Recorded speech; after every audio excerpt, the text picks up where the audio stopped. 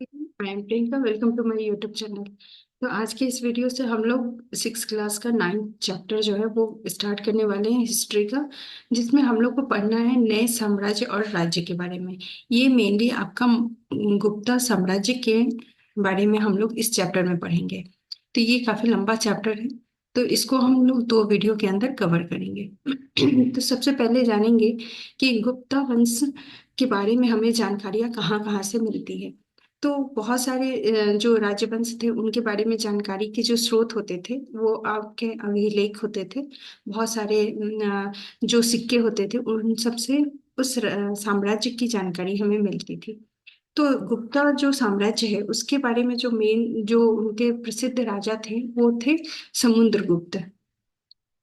ये समुद्रगुप्त की जानकारी हमें कहाँ से मिलती है? तो ये आपका इलाहाबाद जो अशोक का स्तंभ है उस पे इनके बारे में बहुत लंबा अभिलेख वहां से हमें इनके बारे में मिलता है। इस अभिलेख में कहा गया है, अभिलेख के बारे में जानकारियां मिलती है।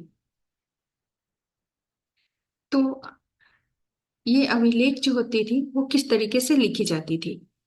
तो ये अलग अभिलेख से थोड़ा हटके होता था। ये काव्य रूप में लिखा गया है। जैसे आप देखेंगे कि यहाँ जो समुद्रगुप्त के जो दरबारी थे, कवि या कहे तो वो मंत्री भी थे, हरिसेन द्वारा ये काव्य लिखा गया था। तो इससे हमें जो समुद्रगुप्त थे उनके बारे में बहुत सारी जानकारियां मिली है। कहाँ का ये जो है, ये इलाहाबाद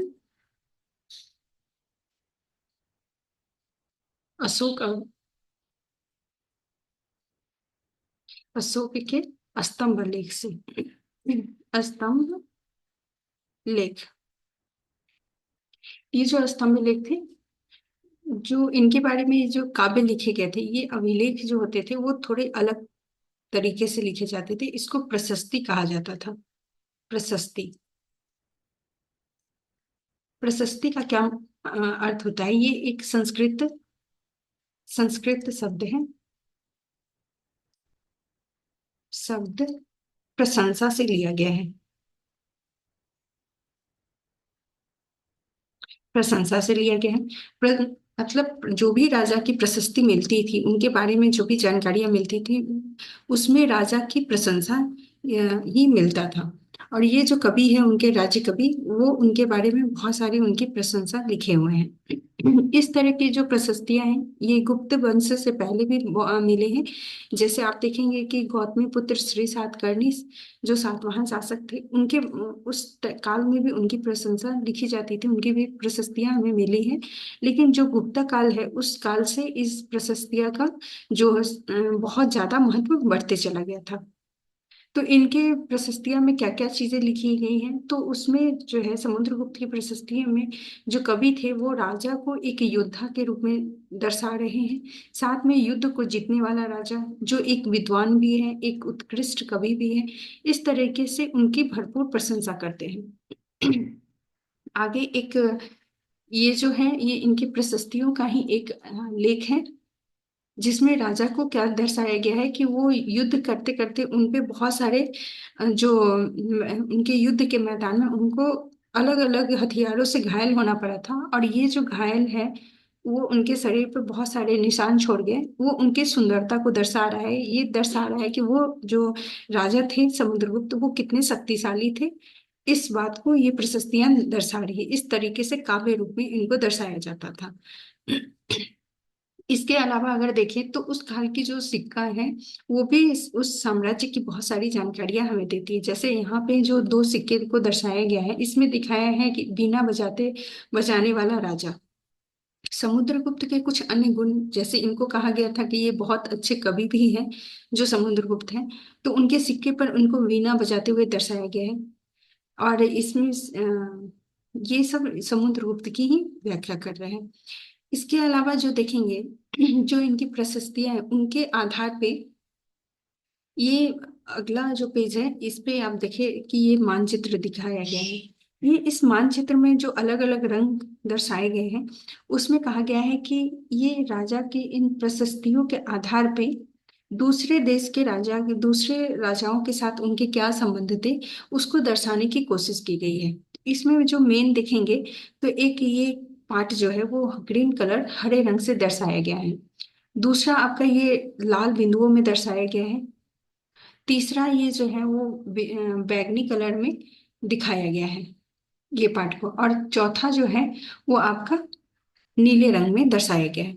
ये चारों जो मैप में दर्शाया गया है, ये चारों किन किन राजाओं के साथ चंद्र समुद्रगुप्त के क्या संबंध थे, उनके बारे में ये व्याख्या करती है। तो अब हम एक एक करके देखेंगे।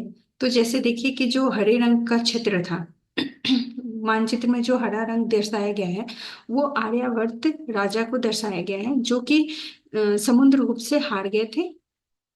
ये जो आर्यावर्त राजा थे ये 9 शासक थे जिन्हें समुद्रगुप्त ने हराया था, और वे लास्ट में साम्राज्य में अपने साम्राज्य में उस राज्य को मिला लिया था। इसके अलावा जो दक्षिणापथ थे इसमें 12 शासक आते थे। इन 12 शासकों को लाल उनके राज्य की जो राजधानियां थी उसको ये बिंदुओं में दर्शाया गया है, लाल कलर के बिंदुओं में दर्शाया गया है। उन राज्यों पर भी जो समुद्रगुप्त के उनका उनका हस्तक्षेप हुआ और वो वहां पे उनको हारना पड़ा। और ये जितने भी शासक थे वे समुद्रगुप्त के सामने अपना समर्पण किया, और समुद्रगुप्त फिर से उनके राज्य को शासन करने की अनुमति दे दी। तीसरा जो है वो है पड़ोसी देशों के आंतरिक घेरा, बैगनी रंग से जो दर्शाया गया है उसमें आपका असम है या तटीय बंगाल है या नेपाल है या उत्तर पश्चिम के जो भी संघ को दर्शाया गया है उसके बारे में। ये जो भी राज्य थे, जो आंतरिक राज्य थे, ये राजा के लिए क्या करते थे, उनके लिए उपहार लाते थे और उनके आज्ञाओं का पालन भी करते थे। उनके दरबार में ये हमेशा उपस्थित होते थे। ये तो इसका मतलब है ये भी जो समुद्रगुप्त थे उनकी अधीनता को स्वीकार करते थे। जो चौथा आपका आता है वो बाह्य इलाका है। ये वाला जो इलाका है नीले रंग के, वो आपका बाह्य इलाका है जिसमें आपका शक और कुषाण का जो शासन था उसको दर्शाया गया है। जैसे आप देखेंगे तो ये वाला जो है नीले रंग में, इसमें जो भी बाहरी आए थे, यहाँ चौथे में आप देखेंगे कि बाहरी इलाकों के जो शासक थे, जैसे आपका कुषाण हो गया, शक हो गया, उनके बारे में दर्शाया गया है। ये शक इनके इन पे भी जो समुद्रगुप्त थे उनका हस्तक्षेप हुआ, और वे क्या किए, उनके राज्य को अपने साम्राज्य में मिला लिए, उनको भी हरा के उनके शासन को अपने में मिला लिया गया।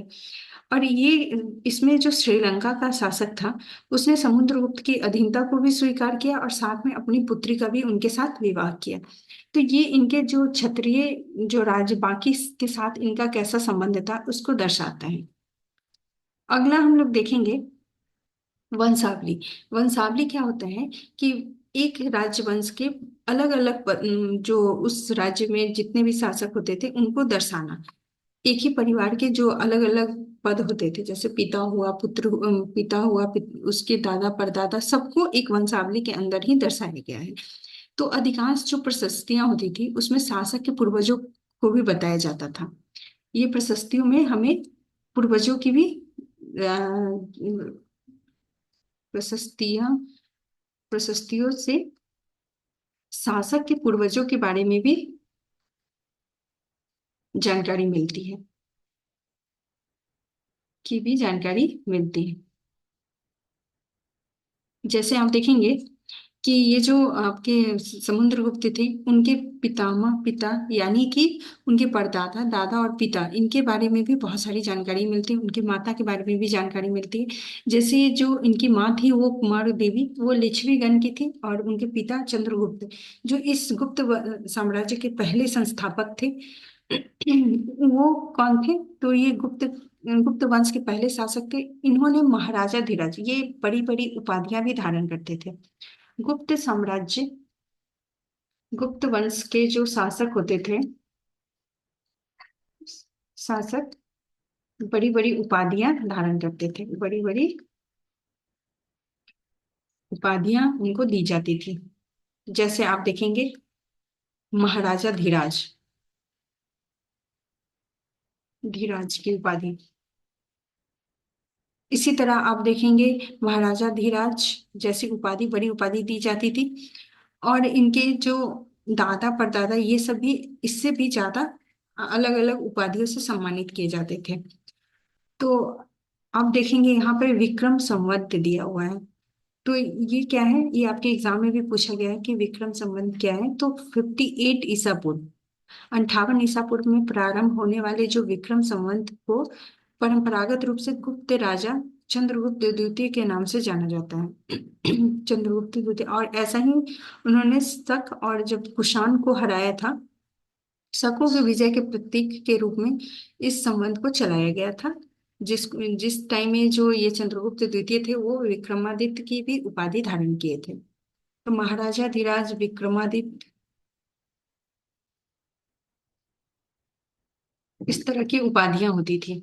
अब देखेंगे कि जो समुद्रगुप्त के बारे में हमें, उनके जो शासक थे, जैसे उनके बाद उनके जो बेटा होते थे चंद्रगुप्त द्वितीय, उनकी जो वंशावली होती थी उसमें भी इनके बारे में जिक्र मिलता है।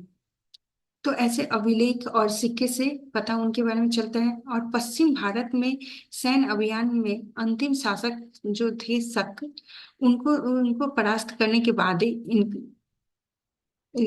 परास्त ये किए थे समुद्रगुप्त।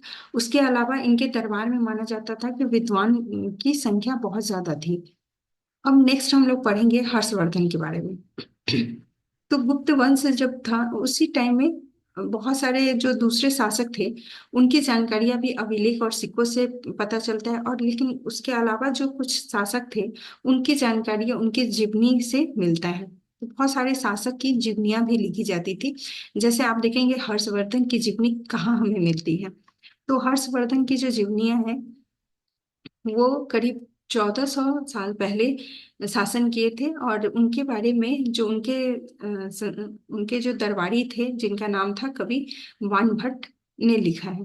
वानभट्ट ने संस्कृत में लिखा है। संस्कृत में इनकी,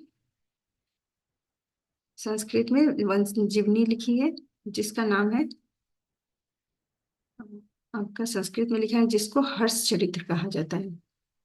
हर्षवर्धन के बारे में लिखा गया है इसलिए इसका नाम हर्ष चरित्र रखा गया है। हर्षवर्धन की वंशावली देखते हुए उनके राजा बनने के, इस वंशावली में उनके राजा बनने तक की सारी जानकारियां दी जाती थी। और इसके अलावा जो उस टाइम में बहुत सारे विद्वान आए, जैसे चीनी तीर्थयात्री थे, एक आपका स्वयं सतांग, ये भी उनके कार्यकाल में आए और उनके दरबार में रहे। और उनकी जो भी जानकारी है, उन्होंने जो भी चीज देखी उसके बारे में उन्होंने लिखा है। इसके बाद हम देखते हैं जो ये हर्ष थे, हर्षवर्धन, वो उनका जो है वो अपने पिता के सबसे बड़े पुत्र नहीं थे। फिर भी क्योंकि वंशानुगत में क्या होता है कि पिता का जो बड़ा पुत्र होता है वही उत्तराधिकारी बनता है। लेकिन यहाँ जो हर्षवर्धन थे वो अपने पिता के बड़े बेटे नहीं थे। लेकिन उनको ये गति कैसे मिली, तो उनके पिता और बड़े भाई की मृत्यु के बाद वो राज सिंहासन थानेसर के राजा बने थे। इसके अलावा जो उनके बहनोई थे वो कन्नौज के शासक थे। जब बंगाल के शासक ने उन्हें मार डाला तो हर्ष ने कन्नौज को भी अपने अधीन कर लिया था। तो ये जो हर्षवर्धन थे, हर्षवर्धन, ये इनका शासन कहाँ था, ये कन्नौज पे भी अपना, को भी अपने साम्राज्य में मिला लिया था जब इनके बहनोई की मृत्यु हो गई थी। इसके अलावा ये बंगाल, मगध और संभवतः बंगाल को भी जीत जीत के वो पूरब में भी अपनी जीत की जो सफलता है उसको विस्तार किया था। इसके अलावा जब ये दक्षिण नर्मदा नदी को पार करके ये दक्कन की ओर आगे बढ़े तो वहां पे इनको चालुक्य नरेश पुलकेशिन द्वितीय ने रोक दिया था। इसके बाद इनका जो साम्राज्य है पश्चिम से लेके पूरब तक तो फैल गया था, लेकिन दक्षिण की तरफ जैसे बढ़े तो उन जो चालुक्य नरेश पुलकेशिन द्वितीय थे वो उनको वहां तक नहीं बढ़ने दिया। अब दक्षिण के बारे में अगर हम पढ़े तो दक्षिण में उस टाइम में कौन कौन से शासक थे जो बहुत ही शक्तिशाली थे, वो आपका पल्लव चालुक्य, चालुक्य वंश का ही ये बहुत ही शक्तिशाली शासक थे जिसका नाम है पुलकेशिन द्वितीय, जो हर्षवर्धन को दक्षिण की तरफ आने से रोका था। इनकी भी जो द्वितीय की भी प्रशस्तियां मिली है। अब इससे हम जानकारी क्या क्या मिलती है कि इस काल में जो पल्लव और चालुक्य दक्षिण भारत में सबसे महत्वपूर्ण राजवंश थे। पल्लव का राज्य जो था उनकी राजधानी कहाँ थी, कांचीपुरम के आसपास थी। से लेके कावेरी नदी के डेल्टा तक फैला हुआ था। और जो चालुक्य थे उनका राज्य कृष्णा से तुंगभद्रा जो नदी है वहां तक स्थित था। ये चालुक्य की राजधानी ऐहोल भी थी। यह एक प्रमुख व्यापारिक केंद्र था। ये लोग आपसी जो व्यापारिक केंद्र था, बाद में ये धार्मिक केंद्र भी बन गया। बाद में क्या हुआ कि ये जो पल्लव और चालुक्य थे वो एक दूसरे की सीमा का अतिक्रमण करते थे और एक दूसरे की राजधानियों को अपना निशाना बनाना चाहते थे, क्योंकि ये जो राजधानियां होती थी वो काफी समृद्ध शहर होता था। पुलकेशिन द्वितीय सबसे प्रसिद्ध चालुक्य राजा थे।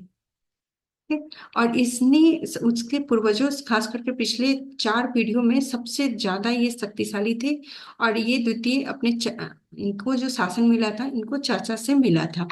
तो ये सारे जो देखते हैं ये दक्षिण के राज्य थे। लेकिन जो चालुक्य नरेश हैं वो आगे चल के उतनी सफलता नहीं मिली, क्योंकि इनका जो विजय अभियान था यहीं तक था।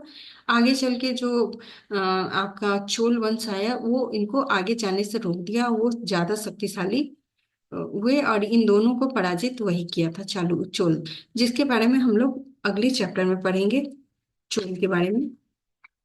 तो ये था आपका पूरा मौर्य साम्राज्य का। ये अभी नेक्स्ट वीडियो में भी हम लोग और पढ़ेंगे, जिसमें दक्षिण में कौन कौन से शासक थे, क्योंकि मौर्य का जो गुप्ता वंश था उसका साम्राज्य दक्षिण तक भी फैला था।